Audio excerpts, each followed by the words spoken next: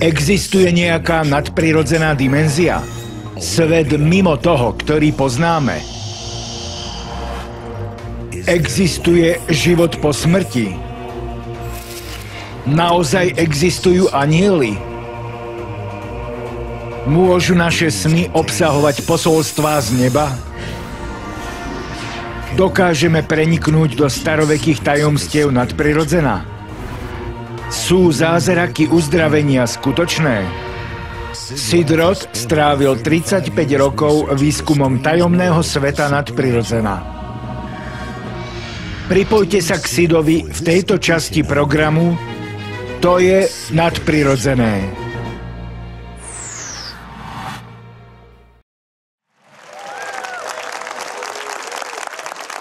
Vitajte v mojom svete, ktorý je prirodzene nadprirodzený. Pochované vo Vatikánskej knižnici ležalo starobilé 900 rokov staré proroctvo, ktoré opisovalo každého pápeža z nasledujúcich 112 pápežov. Doteraz sme ich mali 111. A každé prorocké slovo, ktoré bolo určené konkrétnemu pápežovi, a každý z nich ho dostal, tak sa splnilo. To je neuveriteľná presnosť. Chceli by ste vedieť, čo hovorí o 112. pápežovi? Poviem vám len jednu vec. Hovorí sa tam, že to bude pápež pre posledný súd.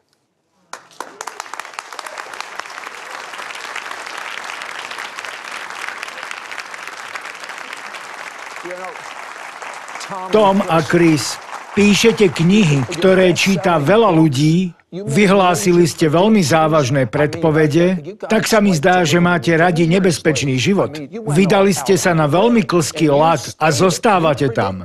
Keď ste predpovedali, že v marci 2012 pápež abdikuje zo zdravotných dôvodov. A buďme úprimní, netrafili sa.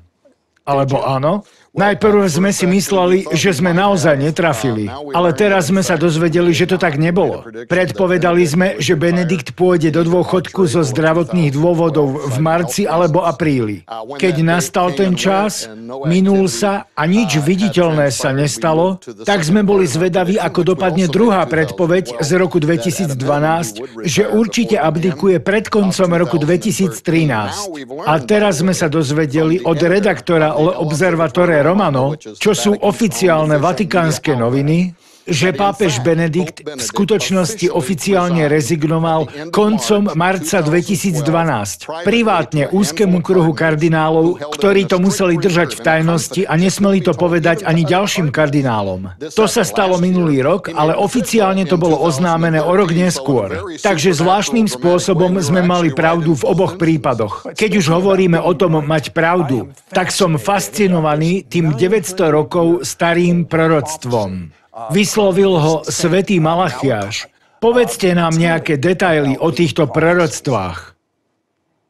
Toto proroctvo vraj vyslovil írsky arcibiskup Malachiáš Morgair v roku 1139 nášho letopočtu. Hovorí sa, že Malachiáš putoval za pápežom do Ríma. Keď sa priblížil k Rímu, tak mal videnie všetkých nasledujúcich pápežov až do doby Veľkého súženia. Napísal sériu krátkych latinských frází pre každého zo 112 pápežov okrem posledného. O ňom písal podrobnejšie. Posledné proroctvo pre posledného pápeža hovorí: počas extrémneho prenasledovania Svätej rímskej cirkvi tam bude sedieť Peter Rímsky, ktorý bude krmiť ovce v mnohom súžení, a keď skončí, mesto na 7 horách bude zničené a strašný sudca bude súdiť svoj ľud. Vás dvoch som už dobre spoznal. A musím povedať, že vy, Chris, vy ste tak fundovaní v teológii, tak vám záleží na pravde. Vy ste analyzovali všetky proroctvá týkajúce sa všetkých 112 pápežov. Povedzte mi jedno. Vytiahnite jedno jediné proroctvo o nejakom pápežovi, ktoré je ohromujúce. A teraz otázka mimo toho. Boli všetky tie proroctvá presné, alebo nie? Pravdu povediac, keď som začal skúmať tie proroctvá, vôbec som nemal chuť im veriť.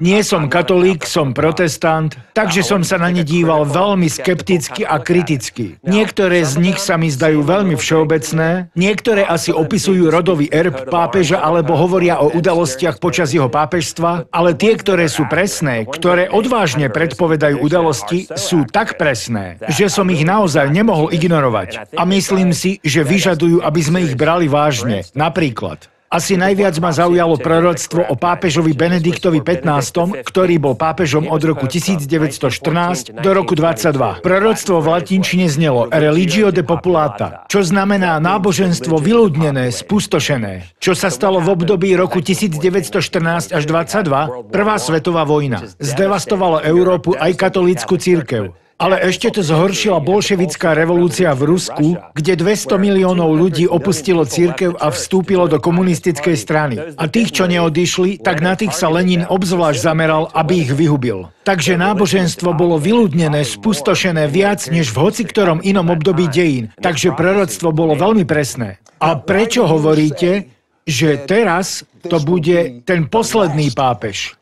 Podľa Malachiášovho zoznamu je to posledný pápež. A ako som už spomínal, jeho predpoveď, v strašnom súžení a prenasledovaní bude obávaný sudca súdiť svoj ľud. To vyzerá opis posledných časov a veľmi presvedčivo sa to zhoduje s tým, čo opisuje 17. kapitola knihy Zjavenia. A tam sa píše aj o meste na 7 vrchoch. Niečo vám prezradím. Keď som prvý raz počul o týchto veciach, tak som si povedal, s tým nechcem mať nič dočinenia. Ale potom, čo som sa s týmito ľuďmi porozprával, preštudoval si ich výskum a zistil, akí sú vynimoční v svojej oblasti, tak verím, že to, o čom sa o chvíľu budeme rozprávať, zmení váš pohľad na posledné časy navždy. Napríklad, títo ľudia robili výskumy v tajných vatikánskych spisoch, ktoré hovoria o tom, že Vatikán je v kontakte a skúma mimozemšťanov z iných planét. Toto určite silne ovplyvní vaše pochopenie posledných časov. O chvíľu si o tom pohovoríme.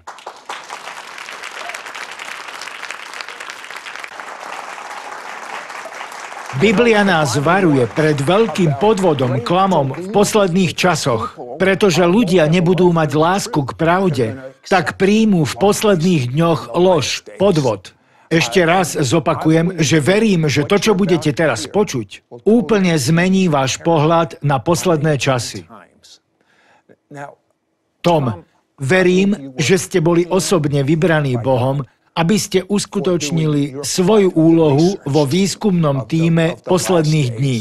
Krátko potom, čo ste sa stali veriacím, tak ste zomreli. Povedzte nám o tom. Áno, stalo sa to. Ako mladý veriaci som hľadal Boha a keď som si raz lahol a ďalej si pamätám len to, že som stál pred žiarivým bielým svetlom. Nejako som vedel, že stojím pred Pánom. Povedal mi tam niečo a povedal, že keď sa vrátim, tak si nebudem pamätať, čo mi hovoril, ale že je čas vrátiť sa. A hneď na to som si uvedomil, ako padám z neba a pristávam vo svojej posteli. Rýchlo som sa posadil, takto nejak som sa nadýchol a uvidel vedľa seba svoju ženu, ako zúfale narieka. Čo sa stalo? Zobudila sa uprostred noci a zistila, že som mŕtvy. Vyskúšala všetko možné, aby ma oživila, ale nakoniec konštatovala, že som mŕtvy. Vrtala mi hlavou táto vec. Kladol som si otázku, prečo by mi Pán ukázal niečo a potom by mi povedal, že tam dole si to nebudem pamätať. Bol som z toho zmetený. V tom čase som podľa denného rozpisu prechádzal celou Bibliou. Bol som vtedy v 33. kapitole Joba a v modlitbe som sa vtedy pýtal Pána, prečo si mi niečo ukázal a potom mi povedal, že si to nebudem pamätať. Keď zrazu na mňa z 33. kapitoly Joba vyskočili tieto slová. Vo sne, v nočnom videní, keď tvrdý spánok padá na ľudí v driemotách na lôžku, vtedy otvára ľuďom uši a spečaťuje im dané poučenia, aby odvrátil človeka od toho, čo koná a zmaril pýchu muža. Tom objavil potom, čo už 25 rokov pôsobil ako pastor v cirkvi Assembly of God, rodinné tajomstvo. Povedzte o ňom.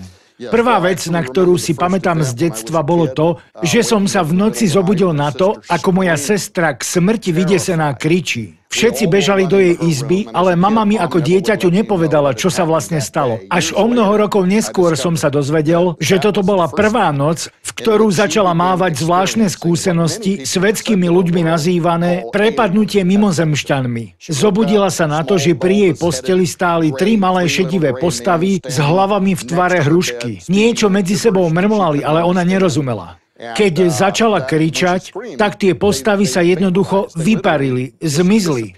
Ako keby to boli nehmotné prízraky, amorfné, ako keby pozostávali z dymu. Jednoducho zmizli. Keď som sa to dozvedel, stále mi to vrtalo hlavou. Som pastor, ktorý 25 rokov vedie veľkú cirkev, mám zodpovednosť pred ľuďmi. Nebolo možné s niekým o tomto hovoriť. Myslím tým 70.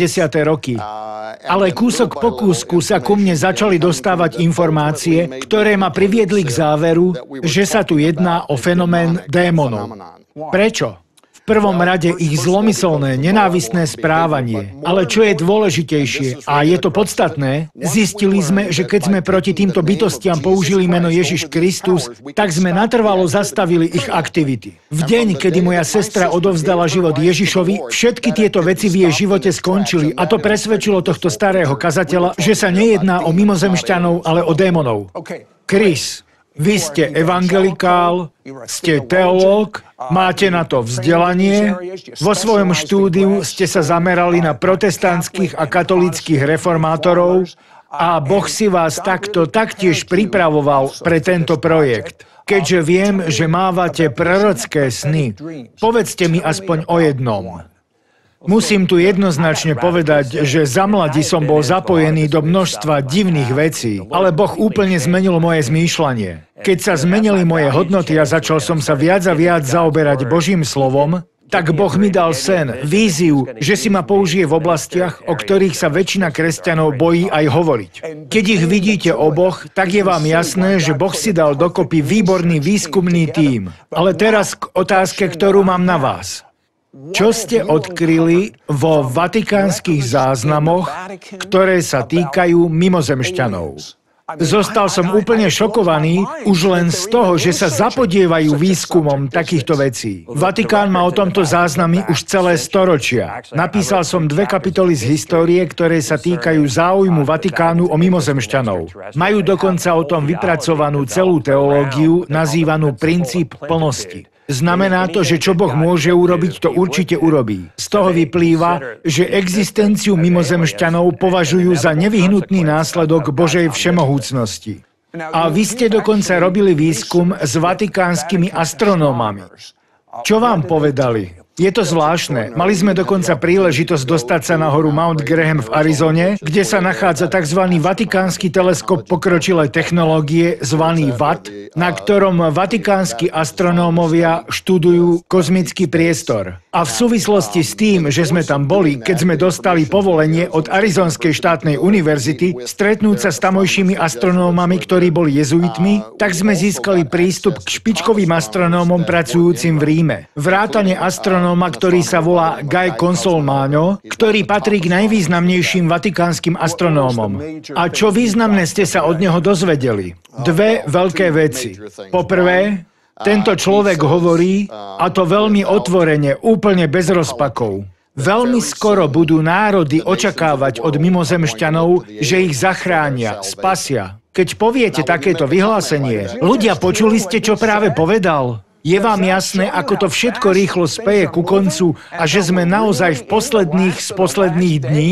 Keď toto počujete, chcete vedieť, čo je za tým, kde to má svoj pôvod. Súhlasil s tým, že sa 5-krát stretneme v Ríme a porozprávame sa a dal nám dokumenty, ku ktorým sa bežní ľudia nedostanú. Tie ukazujú, naznačujú, ako zmýšľa veľké množstvo najvyššie postavených vatikánskych teológov a astronómov, čomu veria. Vrátane názoru, že Ježiš je možno synom hviezdneho dieťaťa. Keď sme sa spýtali, čo to je hviezdne dieťa, tak tým myslia mimozemskú inteligenciu z iného sveta. A že narodenie Ježiša Krista, narodenie z Panny, je v podstate zlúčiteľné s takým scenárom, v ktorom títo mimozemšťania použili Pannu Máriu, aby stvorili, splodili Ježiša. Na základe tohto a iných vecí si vytvárajú predstavu, ideu, že čoskoro budeme navštívení mimozemským spasiteľom z iného sveta. Na chvíľu zastavte, počkajte, až sa dozviete to, ako tento vatikánsky astronóm hovorí o tom, že pracuje na projekte s názvom Lucifer.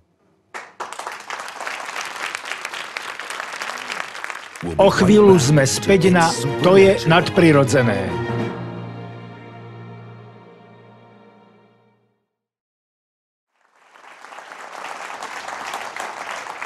Pred chvíľou som vám slúbil, že sa porozprávame o tom, ako tento veľký vatikánsky astronóm, jednotka v svojom obore, pracuje na niečom, čo sa volá projekt Lucifer.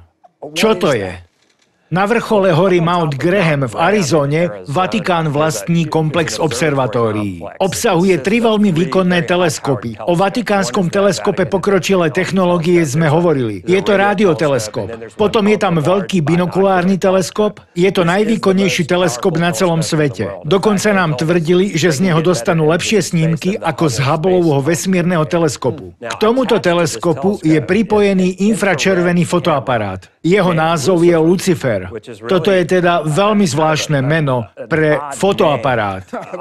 To si teda myslím. Keď sme pátrali po pôvode tohto mena, tak sme zistili, že mu ho dali nemeckí astronómovia z Inštitútu Maxa Plancka. Ale Vatikán je súčasťou tohto projektu, pretože na ňom pracujú spolu. Tento prístroj slúži na astrobiológiu. Vyhľadáva planéty mimo solárneho systému, iné svety. A infračervené spektrum je veľmi vhodné na to, aby ste videli veci, ktoré voľným okom nikdy neuvidíte. A mnohí výskumníci v oblasti UFO tvrdia, že tam uvidíte vesmírne lode a bytosti, ktoré vo viditeľnom svetle nemôžete vidieť.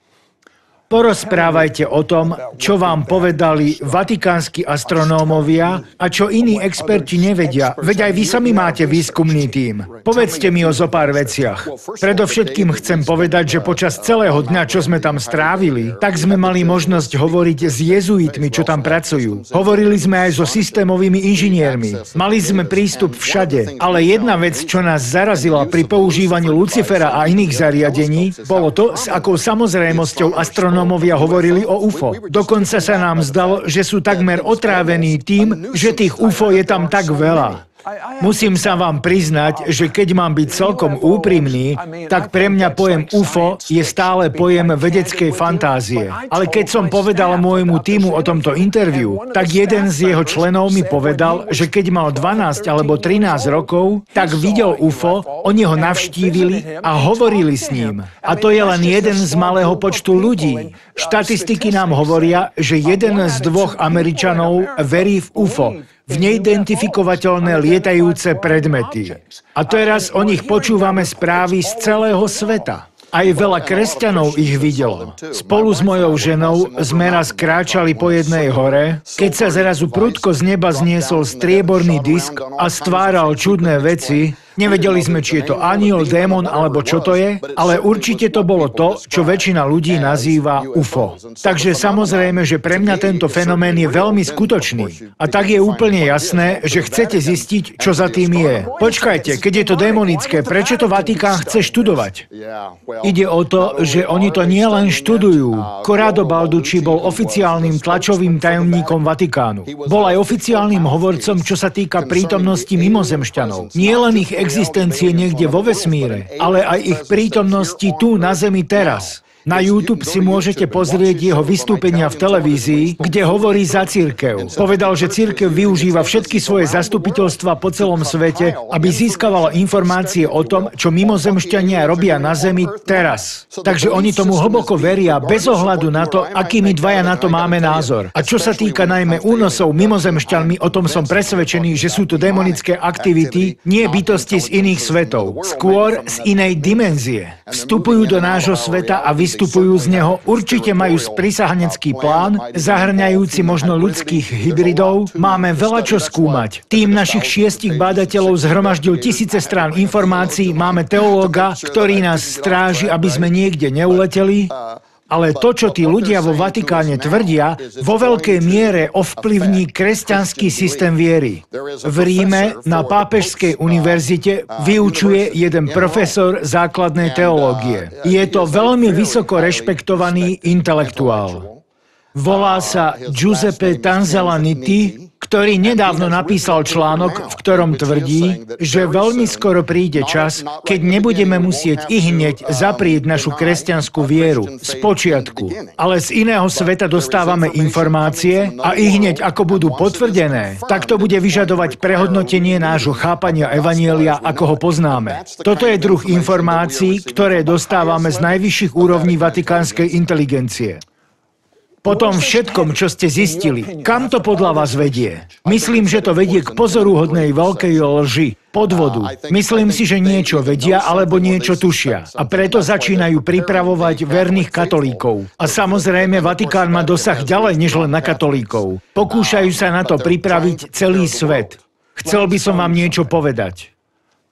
Toto sú informácie, ktoré musíte stráviť, spracovať vo svetle písma.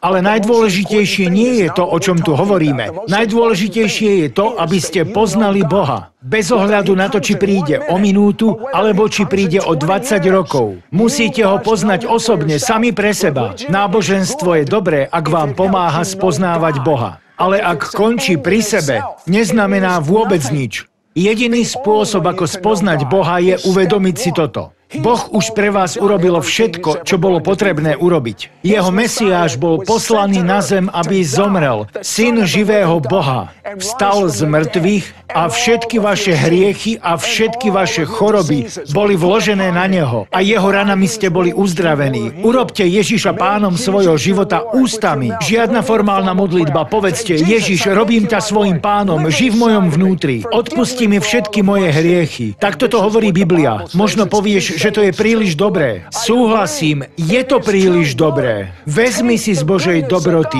ochutnaj a poznaj, že Boh je dobrý. Je dobrý.